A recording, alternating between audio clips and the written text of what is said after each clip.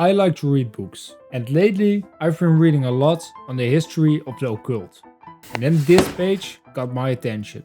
The word mesmerism comes from an 18th century German doctor by the name of Franz Mesmer. He championed the belief that all life forms possessed a magnetic energy or fluid, and that influenced by the planets, this energy acted much like the tides. He believed that illnesses were created by a blockage of the energy's normal movement, and therefore that the use of magnets applied by someone who possessed powerful personal magnetism, like himself, could cure these illnesses. At its heart was the semi-mystical trance-like state that Mesmer induced in his patients, as he fixated them with a penetrating gaze. If successful, a series of hysterical convulsions followed. He saw his patients in groups of 20 or more, and these sessions were as much theoretical as medical. He apparently assumed control of his patient's mind. And I thought, whoa, is this guy the inventor of hypnotism? So I went on to read his work, called Memoir on the Discovery of Animal Magnetism. And I have to say, this dude sounds crazy. He claims that he cured the paralysis of limbs, the blindness of a young woman who could not see for years, and multiple people that were vomiting blood.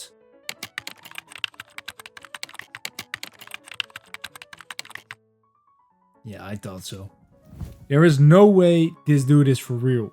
And unsurprisingly, he probably wasn't. He was debunked by multiple scientists. And even Benjamin Franklin, yes, the Benjamin Franklin, was part of a committee tasked to research Mesmer's theories and practices to see if there was any truth in it. And the committee's conclusion was that the apparent effects of Mesmer's treatment could be because of the power of suggestion and the patient's own expectation, but there wasn't any evidence of magnetic powers in play. In other words, this guy was a fraud, and hypnotism is a bunch of baloney. The end. Now this is where the story just begins. If I talk about hypnotism, you'll probably think about some crazy magic like in the movies. Not some guy poking people with magnets. But turns out hypnotism isn't magic. It's science. But we'll come to that part later. Mesmer used a practice that was solely based on his idea of animal magnetism. And he was a bit of a drama queen, to say the least. That's why the medical and science community rejected him. But there was some truth in his claims. Something that his disciple, Marquès de Pied-Ségur, did acknowledge. Pied-Ségur was a gentler, less melodramatic person, and he noticed a different effect in his patients. Instead of poking people with magnets, Pied-Ségur made them sit around a magnetized tree. Where Dr. Mesmer's patients mostly became very agitated, Pied-Ségur's patients peacefully fell asleep. He realized that his patients were not in a normal sleep, but in an unusual state of consciousness. The patients were awake, talking, answering questions, and seemed smarter than usual. Pied-Ségur shifted his methods to focusing more on the patient's mind instead of the body. Something the scientific and medical community approved of. They still viewed his work as total bullshit, but at least now it was a more believable form of bullshit. But the real shift in hypnotism began with this guy, Abbé Faria, a priest that believed magnetism was a sham, arguing that there was no scientific evidence to support it. But the power of suggestion was very real. Faria built his theory around that hypnosis was a result of the subject's own suggestibility and focused attention, not an external force of magnetism. He used simple commands and direct instructions to induce trance in his patients, instead of tying them to a tree or poking them with magnets. The focus was on the subject's own mental process and their susceptibility to suggestion. Faria based his theories on facts he could observe, not invisible supernatural powers. The scientific community was more accepting of his approach, but still met him with skepticism. The medical community of the time was more slow to accept his theories, and in the end, he struggled to gain widespread recognition for his work in his lifetime. It wasn't until after his death that his contributions to hypnotism began to be appreciated. His writings and experiments influenced later researchers, who built on his work and further developed the scientific understanding of hypnosis. Someone like this man, James Braid, a skilled, well-respected British surgeon. Braid developed an interest in mesmerism by attending a show of a man called Charles Lafontaine, a mesmerizer who was a firm believer in Dr. Mesmer's animal magnetism. At the first show, Braid examined the physical condition of the magnetized subjects, especially their eyes and their eyelids, and Braid concluded that the subjects were indeed in quite a different physical state. Braid attended 2 more of Lafontaine's shows, and by the last one, he was convinced that the result of mesmerism was real, especially the shift of consciousness. However, he was also convinced that no magnetic power of any sort was responsible for these events. He rejected the claim that the patients had been hypnotized because of the so-claimed powers of these people.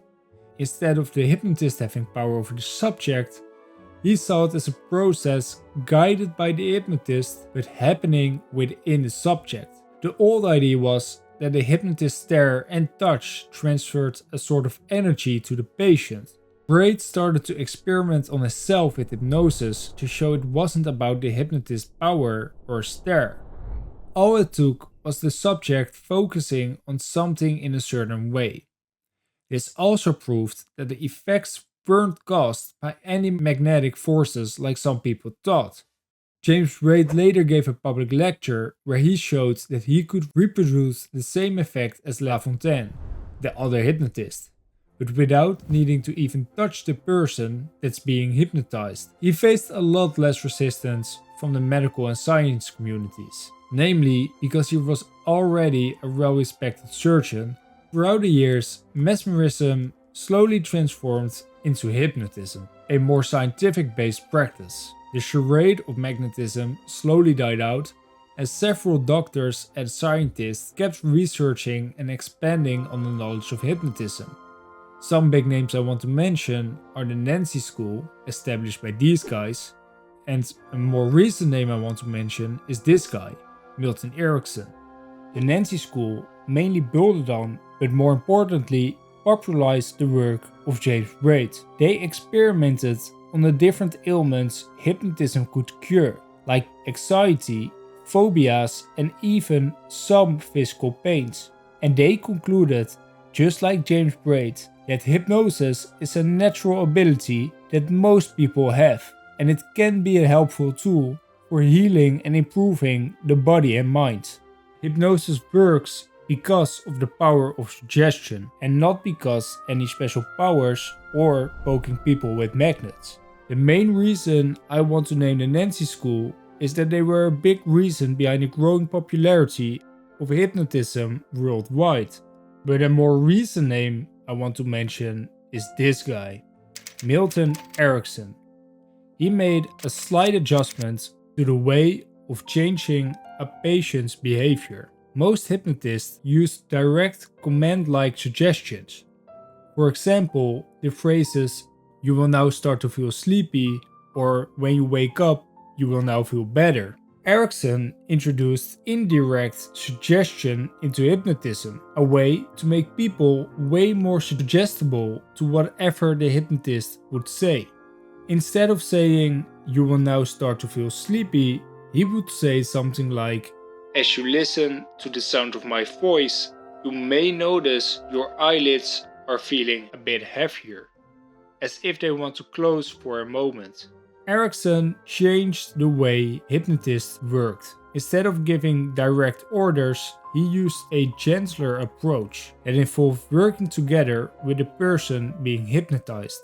He understood that some people don't like being told what to do, so he found new ways to get past their conscious thoughts and reach their subconscious mind.